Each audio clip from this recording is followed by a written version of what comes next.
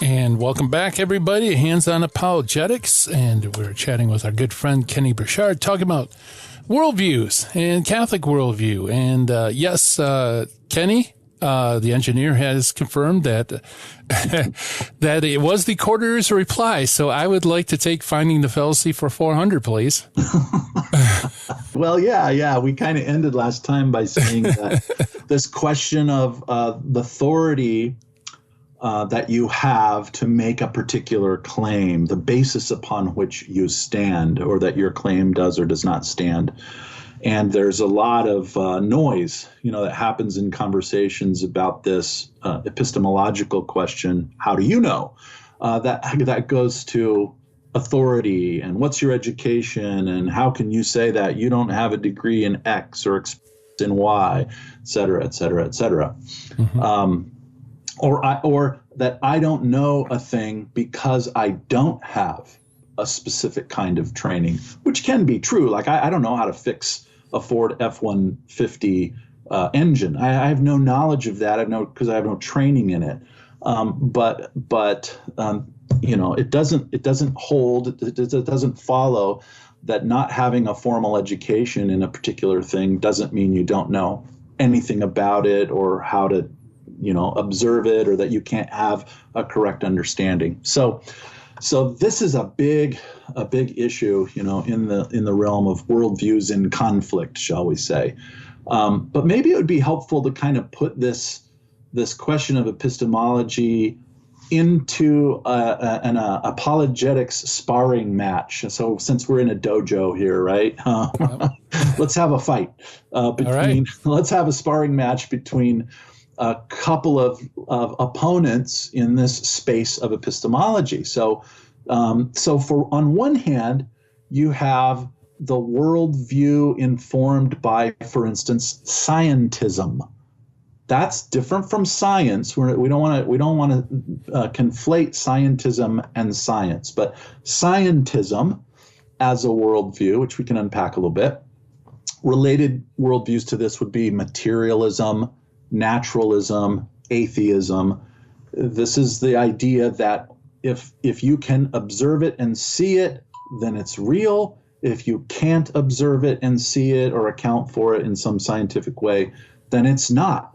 That you can't claim a thing is real that you can't scientifically observe. And then on the other side, in the other corner, is we're going to have a three-man fight here. But in the other corner, an alternative corner, is subjectivism. That would be different from scientism. Subjectivism inside of that epistemology are things like pluralism and moral relativism, which essentially says, well, it's what I think, it's what I feel, it's what my quote lived experience. These are the things that subjectivism says when talking about epistemology. All knowledge, all perception, all understanding resides in me, and my personal and subjective experience of it is what makes it real and true. So now you have, one of the weapons in the arsenal of subjectivism is the phrase, my truth. And when someone says my truth, you're dealing with the worldview of subjectivism. When someone says the science says, they tend to be dealing in the realm of materialism, naturalism, scientism, and even atheism as a competing worldview. Now, we have another fighter in the ring as well, and that is the Catholic worldview. And I would call this worldview the view of revelation. And in this regard, we're able to take things that a scientism person would say, and we might agree with some of those. Even things that a subjectivism person might say, we could say, well, I can see why you would say that. But the Catholic worldview of revelation wants to attempt to capture the best and truest and the most true ideas inside of everything. Yeah, no, I think that's those are three good examples, and yeah, what you laid out makes a lot of sense. So, Okay, yes, cool. although it probably shouldn't be a boxing match, maybe this is a cage match or something. A cage match. There you go. There you go. And with some MMA going on. There you go. You know, everybody's got their weapons, and you know, there's some that are, you know, that are that this guy's going to throw this punch because that's his number one thing. And so you can kind of see who you're dealing with and what their approach or their style is based on the assertions that they make about how they know things. And this is in the realm of scientism on one hand and subjectivism on the other hand, and maybe in the cage too is revelation or the Catholic worldview. So let's talk about scientism for a second. I think the guy I like the best, just in terms of street level discussion about scientism, is a Christian philosopher and apologist named J.P. Moreland. Has written some really great books. And he talks about scientism this way. I'll just read a quote by him. He says, roughly, scientism is the view that the hard sciences like chemistry, biology, physics, astronomy provide, and here it is, the only genuine knowledge of reality. At the very least, this scientific knowledge is vastly superior to what we can know from any other discipline. Ethics and religion may be acceptable, but only if they are understood to be inherently subjective and regarded as private matters of opinion. According to scientism, the claim that ethical and religious conclusions can be just as factual as science, and therefore ought to be affirmed like scientific truths, may be a sign of bigotry and intolerance, close quote. Very good. And probably the takeaway for those listening is it reduces everything down to observable science, where and anything that's not there is kind of like you said, or like Moreland said, it's a matter of subjective opinion, your own personal preferences. It has no real basis in reality. Yeah. I mean, and just on the really personal level, then to say something like, I love my wife. I mean, a scientism person would say there's just no way to prove that. You can't know that. You can't even know that you love your wife on the basis of scientism. Right. And so there's just a whole lot of things you can never say, you can never account for in the realm of human experience, in the realm of what we intuitively are bumping into all the time as human beings in this world.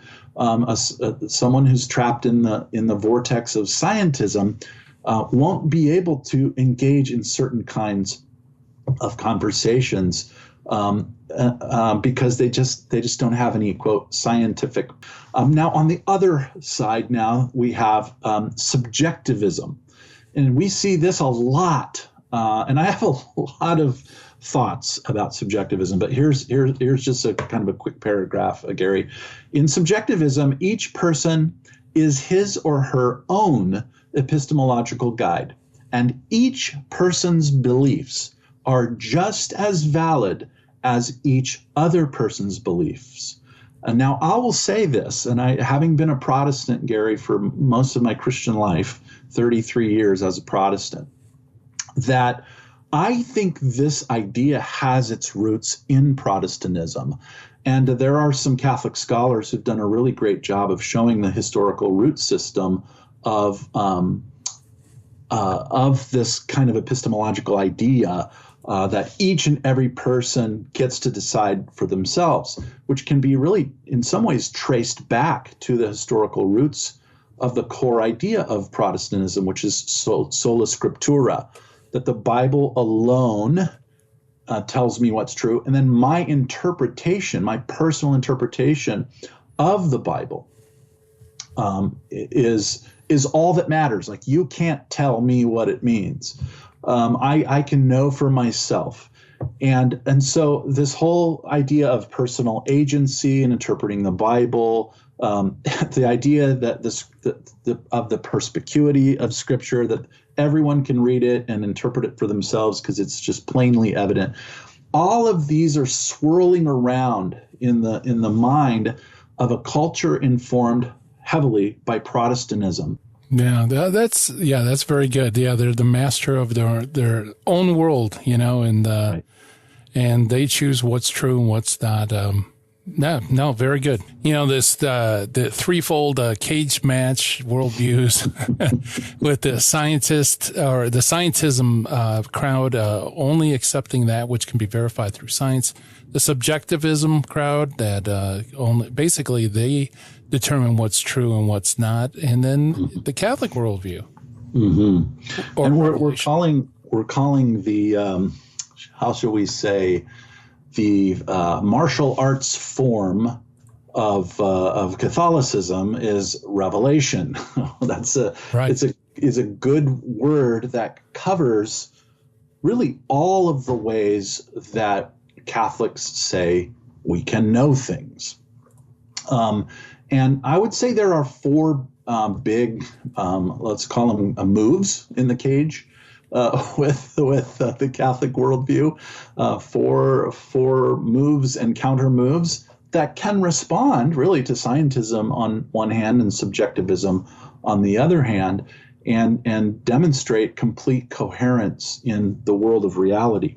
And so, if it's okay, I'll just blast through these, and if we want to have time to unpack them, we can. Okay. So, in the Catholic worldview, which is, the epistemological claim of Catholicism, if you will, or the basis upon which we can say we know something, is revelation, with four big ideas. The first is the created order itself that we live in, and our capacity to interact with that created world, especially in the realm of our senses. So this would be something that the book of Romans talks about. For instance, at the first chapter of Romans, it says that some things are just obvious.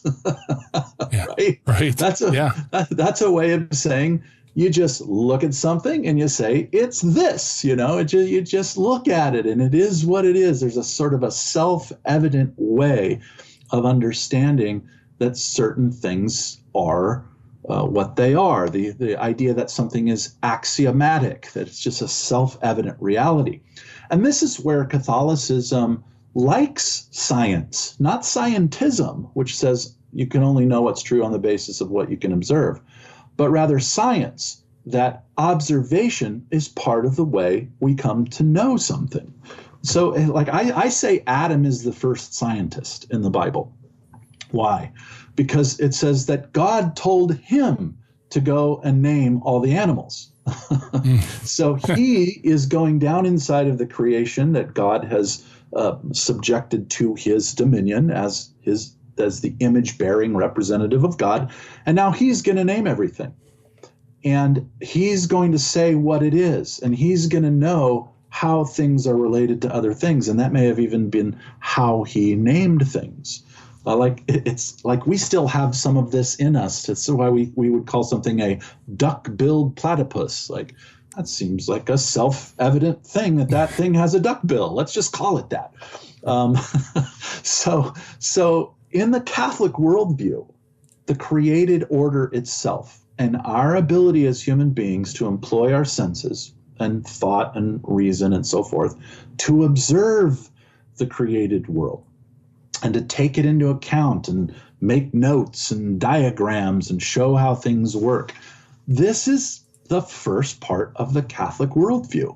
And I think we said last time that Catholicism and the Catholic faith has produced some of the great scientists and scientific discoveries of history, because we believe in doing this. We believe in looking at the world around us. The second aspect of the revelation worldview, one being there's a world we live in and we can observe it. Two, though, is that God has disclosed something about himself in relation to the world.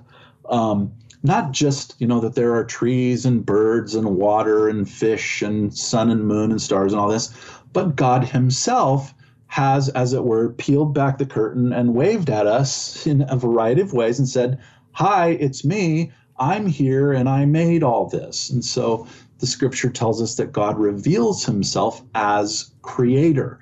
And in fact, this is how the Bible opens, how it begins. In the beginning, God created the heavens and the earth. And so we're introduced to God first in the witness of Scripture as the reason behind everything. God has, in a sense, shown himself to us in big and small ways, in remote ways and in really close ways. And he's done this progressively over the course of time through his self-disclosure in history.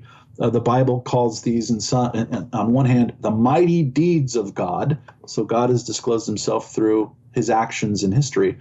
But he's also disclosed himself in relationship to certain human beings, the covenantal self-disclosure of God, where he said, hey, you and me, we're going to do stuff together. You're my guy. All right. So The first person that he does this with in the Bible is Adam. Adam, you're my image in the world. You're going to take control of this place and have a family and spread out. Adam blows it.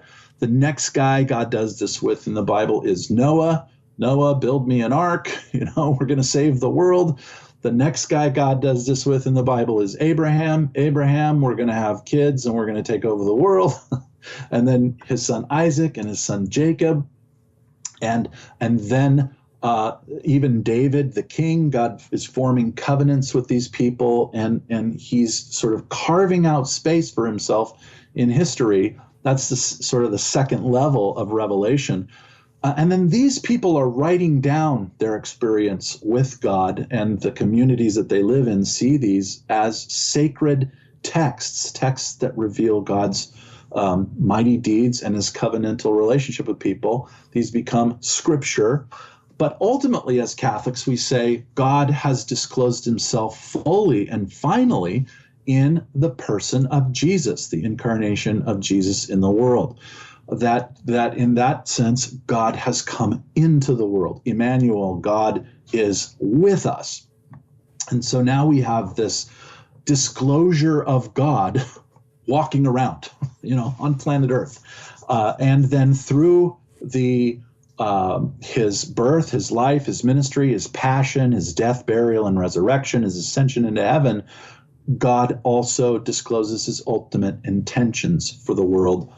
And then the fourth thing, and I think I told you this last time, I didn't have an ecclesial epistemology when I wasn't a Catholic, that God has entrusted all of the stewardship of this revelation and the dissemination of this revelation and the evangelization of the world into this revealed truth to a church.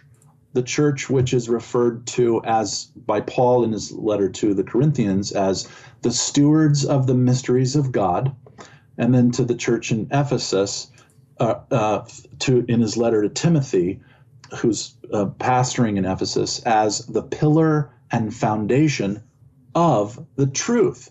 And so in Catholic epistemology, we say God made the world, God revealed himself to the world through his mighty deeds and his covenants, God came into the world in the person of Jesus, has taken over the world through Jesus, and is recapturing the world in relation to himself through the church, which is founded by Jesus. Yeah, or you could just put down, see the creed, right? See the creed, exactly. Yeah.